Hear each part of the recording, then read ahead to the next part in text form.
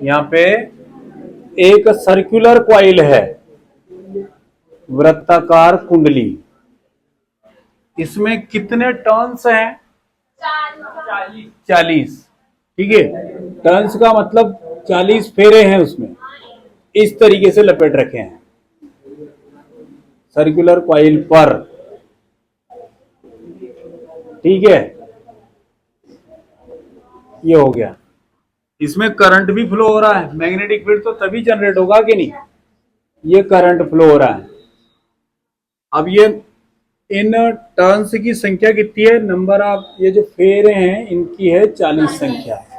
Current कितना हो रहा है इसमें? ये 5 एम्पियर का। इसकी त्रिज्या दे रखी है क्या? 1/10 मीटर।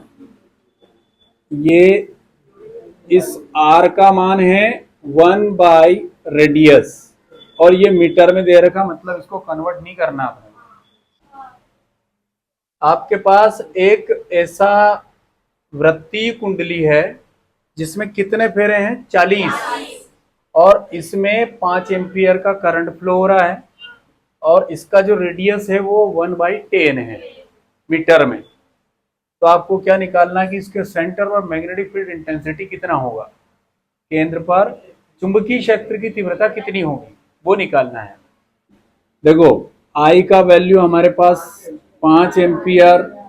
फिर देखें यहाँ पर आर का वैल्यू दिया है 1/10 मीटर है। फिर यहाँ पर अगर देखें तो नंबर ऑफ टन्स यानी कि एन का मान है 40। ये नंबर है इसलिए इनका कोई मात्रक नहीं होता है। ठीक है, अब फार्मूला है हमारे पास, ये B is equal to, formula हमें याद होगा तब जाके, अपॉन में 4 पाई है 2 पाई NI बाई R ओनली। बस इसमें वैल्यू रखना है अपने को। अब वैल्यू रखने के लिए देखें, ये जो मैंने सर्कल बनाया है ये तो है फिक्स वैल्यू। ये मैग्नेटिक कांस्टेंट होता है, चुंबकीय नीयतांक, जिसका मान अपने को पता होना चाहिए। 2 पाई भी नीयतांक है, एन का मान दे दिया, आई का मान दे दिया है, और आर का मान भी दे दिया है। मतलब आपको नंबर ऑफ टर्न्स दे रखे हैं, करंट वैल्यू दे रखा है, और रेडियस दे रखा है। तो बस वैल्यू रख दीजिए आप। अब इसमें सभी वैल्यू यहां पर पुट करेंगे ना,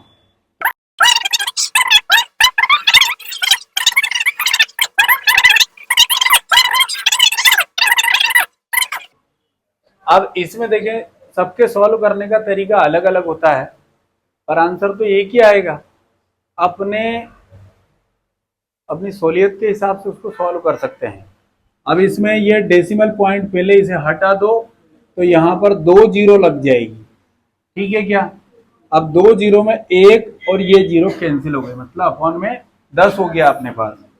अब 1 जीरो और कैंसिल हो जाएगी, देखें 4 वाली जीरो कैंसिल हो जाएगी कि नहीं, ये हो गई है। अब अपॉन में तो कुछ भी नहीं बचा है। इसको आप अगर सॉल्व करना चाहें तो b इज इक्वल टू, पहले नंबर डिजिट को सॉल्व कर लें, फिर बाद में 10 पावर ले लें। तो डिजिट में मैं इनको व्यवस्थित लिख देता हूं, 2 क्रॉस 3 1 4 इंटू 4 इंटू 5। करेक्ट है क्या? इसके अलावा कुछ है नहीं। और ये 10 पावर तो सॉल्व नहीं, ये एज इट इज 7 में लिखा है। अब इनका मल्टीप्लाई कर दीजिए, तो मल्टीप्लाई में कितना हो जाएगा, ये 4 5 20 40, इसमें मल्टीप्लाई कर दो। ये सही है ना मल्टीप्लाई? अरे 5 चौक 20, 20 दूनी 40। अब 40 का मल्टीप्लाई इसमें कर रहे हो तो 4 का कर लो, बाद में जीरो लगा देना। अपने हिसाब से सॉल्व करें। 2 + 2 कितना होता है, नहीं समझ में आ रहा तो पहले सॉल्व करके देख लें। तो यहाँ पर ये 4 चौक 16, 1 4 और 1 5, और 4 3 12, और ये जीरो लगा दिया, इनटू में 10 पावर माइनस में 7। अब देखें आप, यहां पर कुछ भी नहीं, मतलब डेसिमल के बाद जीरो रहती है, लगा दो आप।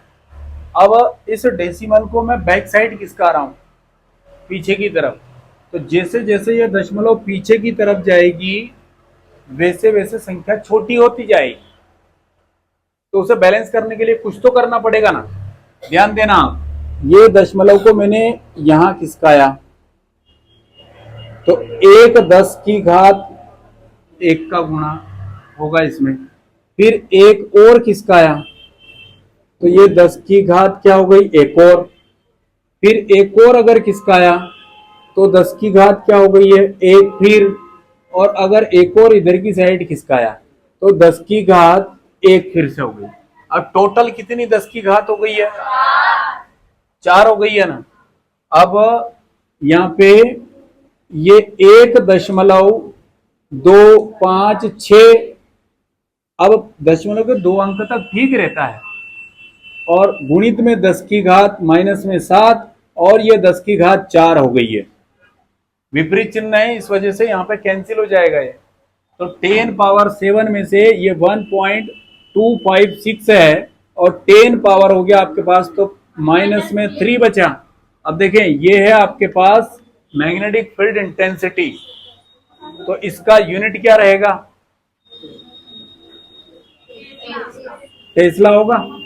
ये इसका आंसर है क्या, ठीक है ना।